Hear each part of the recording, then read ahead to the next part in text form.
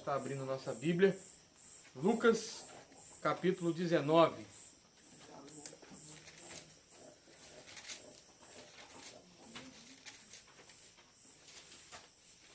Lucas, capítulo 19. Vamos estar refletindo nessa passagem da Escritura.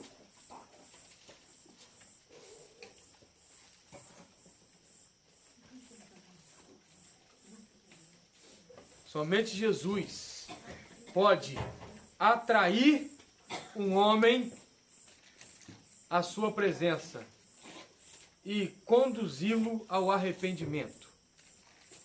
Somente Jesus pode atrair o homem à sua presença e conduzi-lo ao arrependimento. Lucas capítulo 19, diz assim a palavra de Deus: tendo Jesus entrado em Jericó, ia passando. Havia ali um homem chamado Zaqueu, que era chefe dos cobradores de impostos e era rico. Este procurava ver quem era Jesus, mas não podia, por causa da multidão, porque era de pequena estatura. Então, correndo adiante, subiu a uma figueira para vê-lo, já que havia de passar por ali. Quando Jesus chegou àquele lugar, olhou para cima e disse: Zaqueu, desce depressa, hoje me convém repousar em tua casa. Apresentando-se, desceu e o recebeu com alegria. Todos que viram isto murmuraram, dizendo que entrara para ser hóspede de um pecador. Mas Zaqueu levantou-se e disse ao Senhor: Senhor, olha, eu dou aos pobres metade dos meus bens, e se em alguma coisa defraudei alguém, o restituo quadruplicado.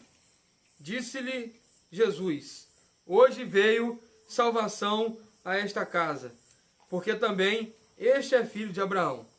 Pois o Filho do Homem não veio buscar e salvar, o Filho do Homem veio buscar e salvar o que se havia perdido. Senhor, fale conosco através da sua palavra, de forma clara, objetiva, simples como tem que ser, para que nós possamos compreender a grandeza do teu Evangelho, o seu poder que salva vidas, que transforma pecadores, que restaura o perdido, atrai a sua presença e dá vida nova. Em nome de Jesus, assim nós oramos. Amém, e amém. Amados irmãos, essa passagem é uma passagem muito conhecida. Essa passagem é uma passagem que frequentemente nós contamos histórias às crianças a respeito dessa passagem.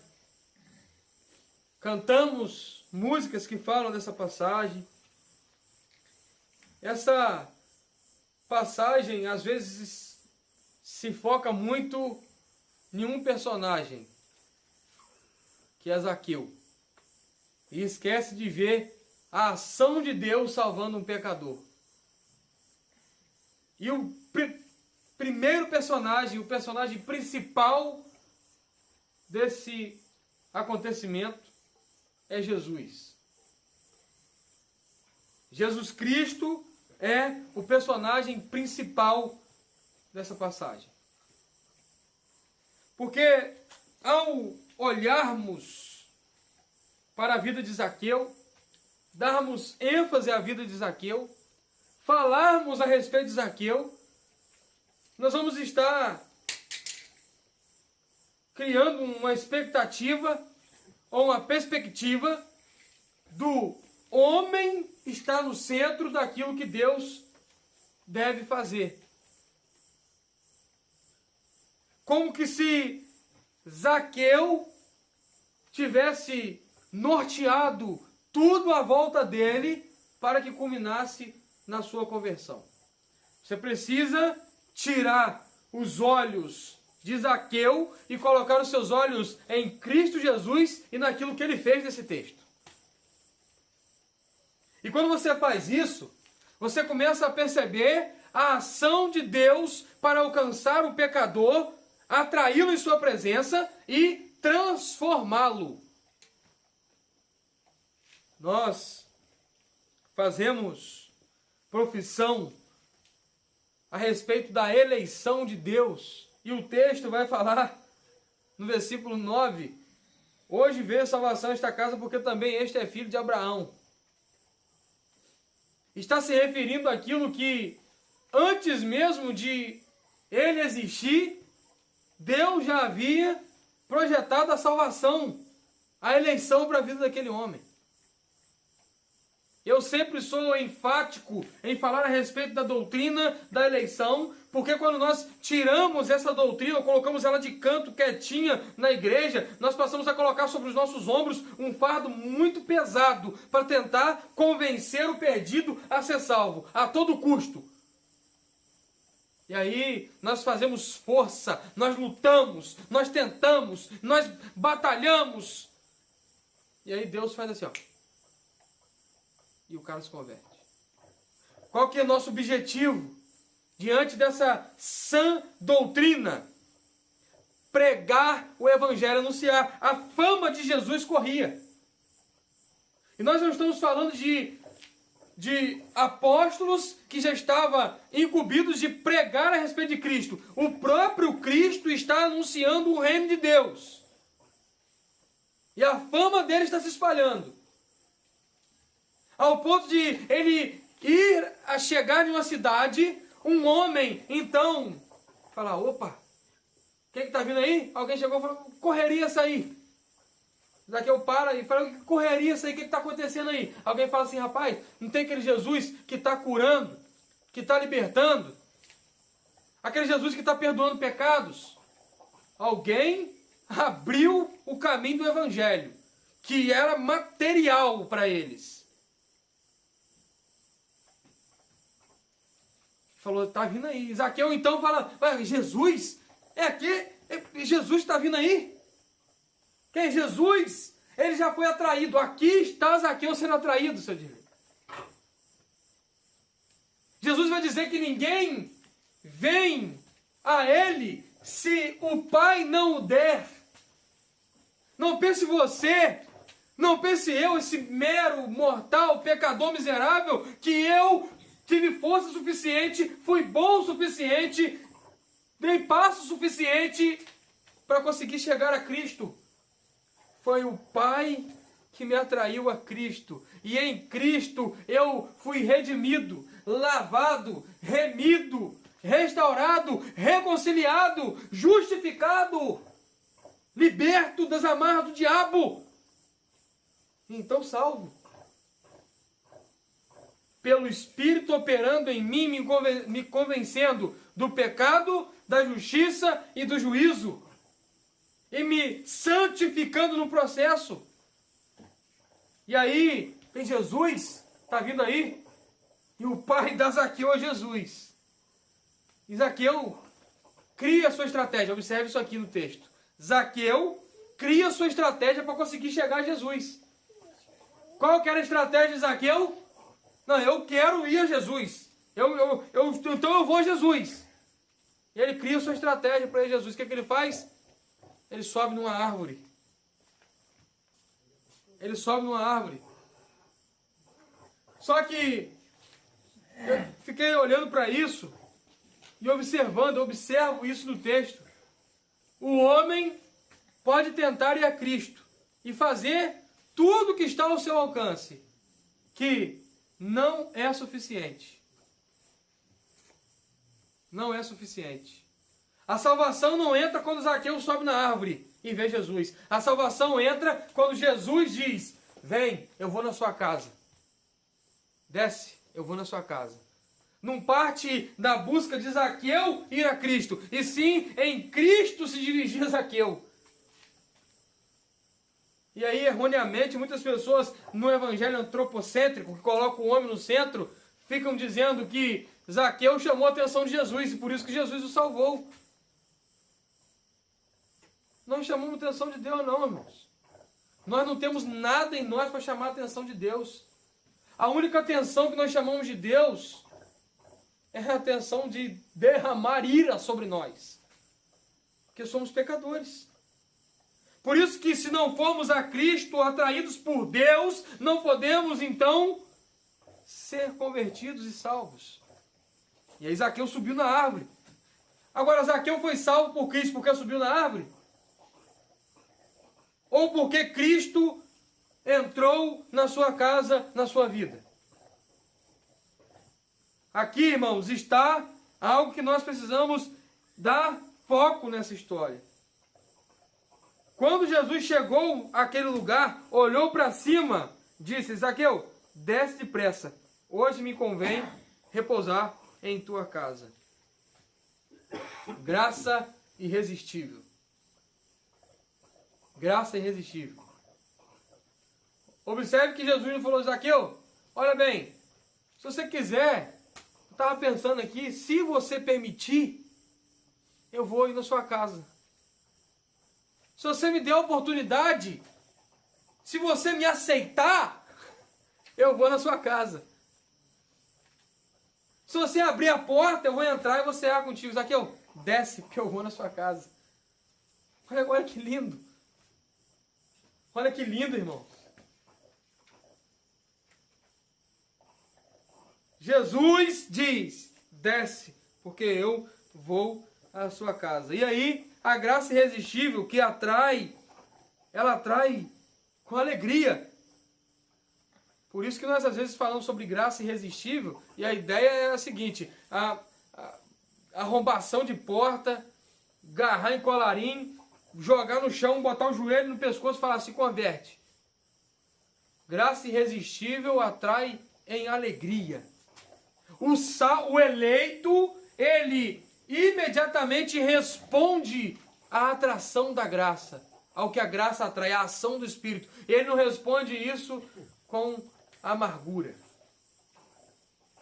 Saulo perseguiu. Perseguiu. Quando Jesus se encontrou, ele falou: Saulo, o que está acontecendo, Saulo? Por que você está me perseguindo? Por que você está me perseguindo? Mudou. Dali para frente, Saulo de Tarso vai então viver a alegria do Evangelho. Observe que Saulo não lutou contra a graça, ele perseguiu Cristo até a graça atrair.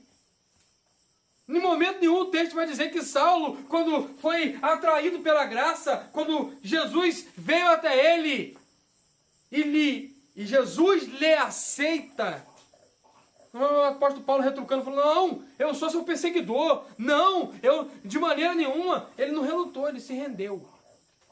Zaqueu se rendeu e desceu, com alegria o recebeu. Todos que viram isto murmuravam, dizendo que entrara para ser hóspede de um pecador. A religiosidade não salva. A religiosidade não salva. Pelo contrário, condena. Vai entrar na casa de um pecador, e o pecado de Zaqueu para o povo, e observe que sempre que a religiosidade entra em ação, ela está combatendo o pecado e não o pecador. Ela está dando evidência ao pecado, à prática do pecado, e não cuidando do coração do pecador. Para eles, a condenação de Zaqueu estava em ser um cobrador de imposto. Não, esse aí cobra imposto. Eles olharam para o pecado de Zaqueu e não para o pecador Zaqueu. E a igreja tem que tomar muito cuidado para, ao se dirigir às pessoas, ao confrontar as pessoas, não confrontá-las a respeito da sua prática pecaminosa somente, mas confrontá-las a respeito da sua natureza pecaminosa. O homem precisa ouvir todos os dias que ele é um pecador, para que ele seja remetido à obra da cruz, e reconhecer todos os dias que ele precisa voltar-se a Cristo, e voltar-se e continuar voltando, e ir de novo, e buscar mais, e se render. Irmãos, a instituição religiosa na época falou assim: não, como é que vai entrar na casa de um pecador? Como é que ele vai fazer isso? O evangelho deve ser pregado a todos. Aqui está uma controvérsia teológica que, por história, veio trazendo um monte de confusão pelo mau entendimento dessa verdade. Sabe o que? A prática de evangelização, então, não precisa acontecer. Já que tem os eleitos de Deus, não precisa evangelizar, não precisa confrontar, não precisa ir às pessoas, pregar o evangelho. Não. Na verdade, é completamente o contrário. Porque existem os eleitos, eu devo me apressar a pregar o evangelho para que estes se manifestem e sejam atraídos. Por quê? Nós só podemos ser salvos e só somos salvos, conforme Efésios capítulo 2, versículo 8 diz, pela graça mediante a fé. Mas como que isso se dá? Mediante a pregação do evangelho, a loucura da pregação do evangelho. Por que poucas pessoas elas estão se convertendo, ou então as pessoas elas têm, sei lá, aparentemente se convertido, e daqui a pouco se desvia e volta para o mundo, sabe por quê?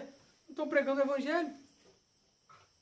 Aqui o foco é Cristo. Cristo chegou. Cristo é o foco da pregação do evangelho. Ele deve estar no centro. Ele chegou, ele entrou naquela casa, ele mudou a vida daquele homem. Porque o resultado na presença de Jesus é imediato. É transformação. É reconciliação. É mudança de vida, de mente, de atitude. Deus muda aquele pecador no seu coração. E aí ele externa. Porque se Jesus fala, Zaqueu, sabe o que acontece, cara? Você é um cobrador de impostos, você tem que parar de cobrar impostos das pessoas. Ele estaria sendo moralista, estaria falando com Zaqueu para ele largar de praticar algo, mas não ser transformado na sua vida, no seu coração. E o evangelho, ele transforma de dentro para fora, ele toca no coração. E quando toca no coração, a pessoa vai evidenciar a ação da graça, quando ela passa a praticar aquilo, não praticar mais aquelas coisas do mundo e praticar agora as coisas de Deus. Nós precisamos entender isso. E aqui o texto está dizendo, mas Zaqueu levantou-se e disse ao Senhor, versículo 8, Senhor, olha, eu dou aos pobres metade dos meus bens, e se em alguma coisa defraudei alguém, o restituo quadruplicado. Evidência de salvo. Nós não podemos falar, não, eu sei, esse aqui é salvo, esse não, esse aquele não, aquele ali não. Não podemos. Mas o salvo dá evidências de salvação. Quando nos encontramos com o Senhor Jesus, nós temos um resultado prático. O que Zaqueu imediatamente faz? Olha, eu estou mudando. Eu entendi o evangelho. Ele me transforma. E então eu posso me achegar e ser transformado pelo evangelho. Eu vou fazer o seguinte, eu vou distribuir metade dos meus bens ao pobre. Aqui já mostra a evidência do reconhecimento da natureza pecaminosa e do seu pecado. Se ele estivesse intransigente, duro, ele ia falar, não, deixa quieto, né? Eu vejo, irmãos, muitas pessoas que se convertem a Cristo, mas não mudam de vida. Não existe isso. Olha, eu entrei para a igreja. Entrou para a igreja, e aí? E aí? Agora eu... Ó, varão, tô salvo. Agora eu sou da igreja. Só que aí o cara, antes, ele dava cheque sem fundo. Agora ele continua dando cheque sem fundo. Só mudou uma coisa. Agora é um crente dando cheque sem fundo.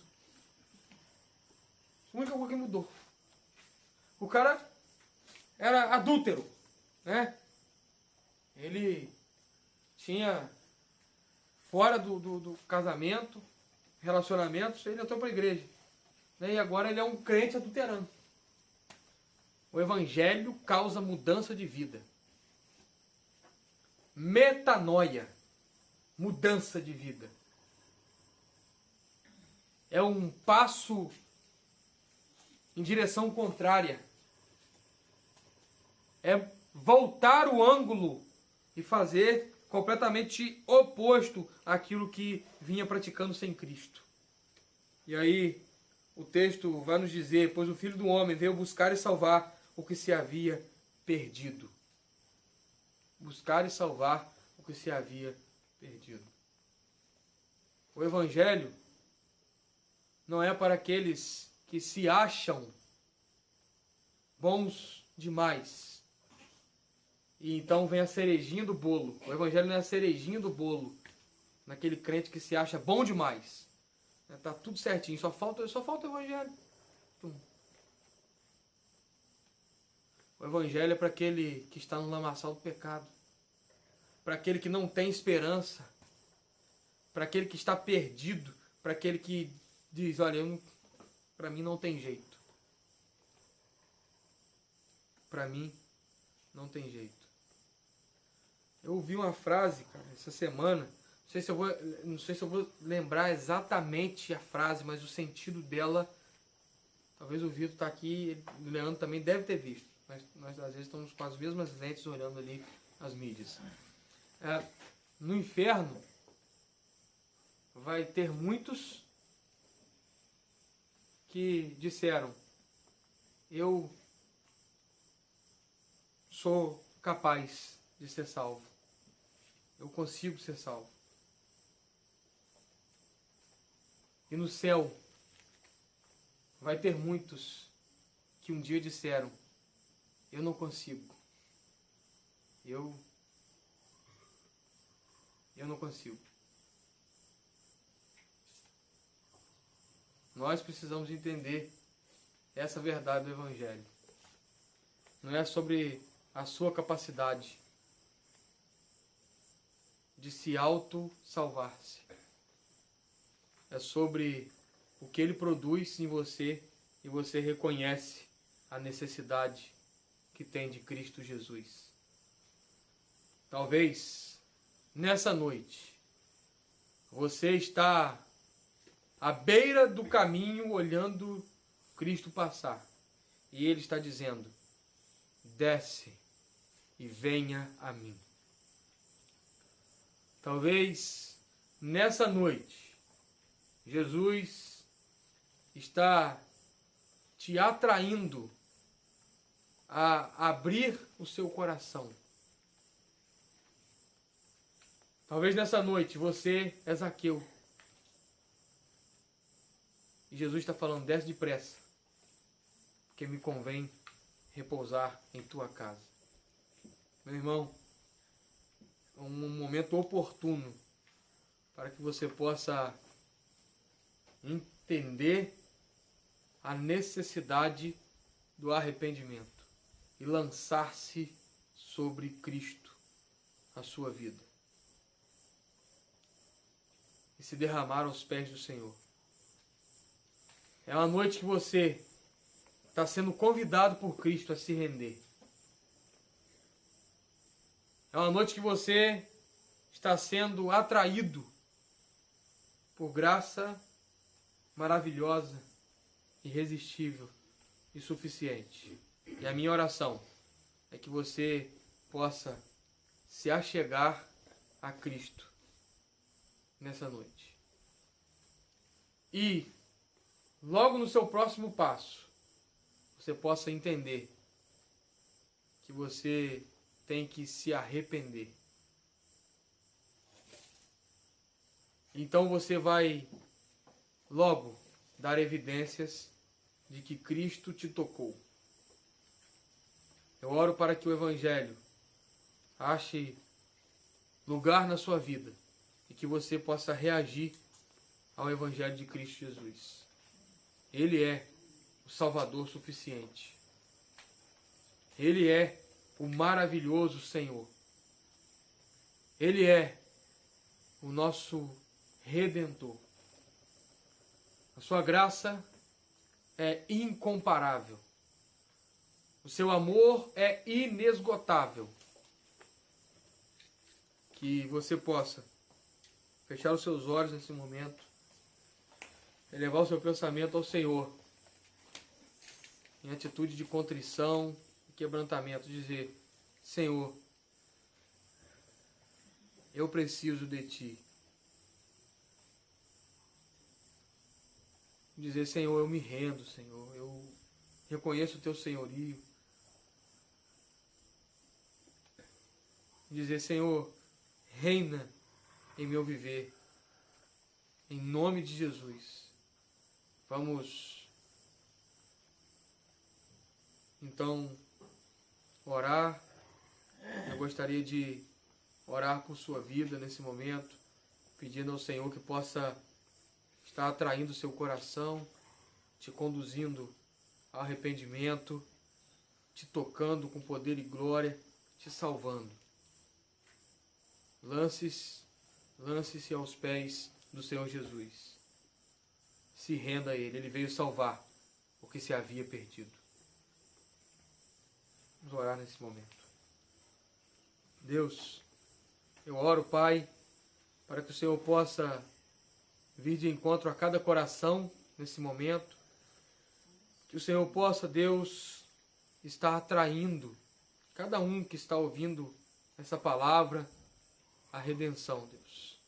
Que a sua graça maravilhosa possa estar operando, que o seu Espírito possa estar convencendo, e que haja nesse momento, Deus, um toque do Senhor, ó Deus, em cada coração. Ó Pai, eu oro para que o Senhor salve vidas.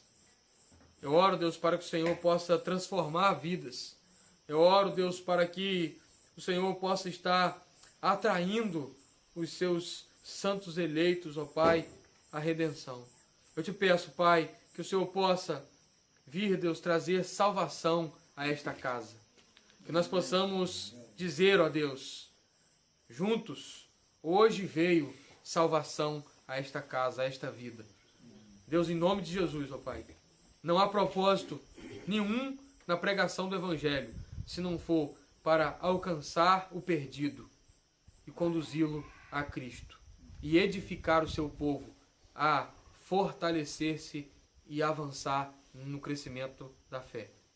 Em nome de Jesus, ó Pai, que essa palavra possa estar indo de encontro a corações e que possamos, ó Deus, colher frutos de transformação, de restauração, de conversão. Em nome de Jesus, assim oramos. Amém e amém. Amém. O adorado de Deus, que por mim Jesus Cristo morreu, que alegria meus olhos sentiu, quando Cristo meu olho abriu. Só Jesus, da alegria e salva também. Só Jesus, da alegria e salva também. Amém. Vem cá então, São Bento. Vem cá. Já que o senhor lembrou desse hino, e cantou ele aqui, eu gostaria de falar, então, terminar testemunhando para aqueles que por acaso não conhecem a história do seu Beto, né? Temos aqui o Vitor, o Leandro, não sei se a Brenda conhece a história, o Fabinho talvez já tenha ouvido falar, né? O seu Beto andava exatamente como essa música, né, seu Beto? Perdido, vagava por esse mundo, né? O cavalinho, né, seu Beto? Conhecia o caminho de casa, né? Levava para casa. Vivia perdido, na bebedice, entregue ao pecado. Só que Jesus falou com o seu Beto, desce depressa, porque eu vou entrar na sua casa. Né? E então restaurou esse homem, né? Alcançou a vida desse homem perdido. E ele, como irmão de Dirley, vem cá também, irmão de Dirley, vem cá, fica aqui perto de mim que eu vou terminar orando. Irmão de Dirley também são histórias, né, muito parecidas. Só que o seu Dirley, ele tem, fica aqui perto aqui, que eu tô gravando ali, ó. Tô gravando. Eu orei muito, pedindo a Deus que tirasse meus costumes, e pedindo a Deus, pedindo a Jesus que tivesse misericórdia de mim, que eu não queria aquela vida. E passado uns anos, num dia Jesus me tocou. Amém. E nesse dia que ele me tocou, aí mudou a história. Ele falou, desce depressa, que eu vou entrar na sua vida. Aí eu nunca mais bebi, nunca mais fumei. E o lugar que eu ia, nunca mais voltei aí. E só seguindo o caminho de Jesus. E peço força a Ele até o final da minha vida. Amém. É isso aí. Tem misericórdia de mim. Então, esses testemunhos, irmãos, às vezes a gente tem que, Sofri. mesmo conhecendo o testemunho, tem que refrisar, né? Porque a gente começa a perder aquele calor, né, de conversão, de ver vidas transformadas, né? 2 homens que estão Meu pai aqui. morreu e me deixou com 6 anos. Eu fui criado por causa dos outros, por mundo. Um dia num lugar, um dia no outro, e só caminhando. Em todos os lugares, eu ia em todos os lugares, entendeu? Uhum. E Deus sempre me protegendo, que Deus me protegeu e protege até hoje. Ele me livrando, me guardando. Eu ia para a macumba, beber cachaça, eu fazia tudo quanto é trabalhar. E Deus teve misericórdia de mim, que eu sem pai, e longe da minha família, e Deus cuidando de mim, até que um dia Ele me tocou. Jesus me tocou e, graças a Deus, eu estou na casa do Senhor. Ó, irmão, E é o meu maior prazer. o seu Dirley tem uma história, que foram me contando assim, a respeito da leitura. Leitura. O senhor sempre foi muito bom de leitura? Como é que foi, Dirley? Estudei só a primeira série. E estava com uns 11 anos, nunca mais estudei. Uhum. E aí, vai, isso. Fala, quando você pegou a Bíblia na mão, como é que foi? Eu comecei soletrando e fui devagarzinho, pedindo a Deus e fui. Hoje, graças a Deus, eu canto os hinos e leio. Aprendeu a ler com a Bíblia, irmãos. É. Desenvolveu a leitura lendo a Bíblia. Então, irmãos, olha, isso é o Evangelho. Esse é o impacto do Evangelho. Fora disso, negócio de estrela, né, de bobicinho por aí, dar piruleta, fazendo não sei o que, isso aí é bobeira. O Evangelho é isso, transformação de vidas. Né? Eu tenho muitos conhecidos, né? Na época que o seu Dirley era Dirley Carreiro, né? Dirley Carreiro. E agora é o Dirley adorador, né? O Dirley adorador. E a gente vê as histórias, como que Deus muda, e aí você olha exatamente isso. O Evangelho chega, impacta a vida, né? E além de você não fazer as coisas horríveis que você fazia escravo do pecado, agora você faz as contrárias, ou seja, aquelas que glorificam a Deus, né? Quando eu entreguei tudo a Deus, eu falei assim, olha, eu por mim não tem jeito. E eu pelejo de um lado, pelejo do outro e não consigo. Eu vou entregar na mão de Deus. Quando eu falei assim, Deus tocou e Jesus, e aí caminhei. Amém. E graças a Deus, entendeu? Amém? Posso ouvir um amém, irmãos? Amém. Amém. Obrigado pelo testemunho. Que grande bênção. Vamos orar então.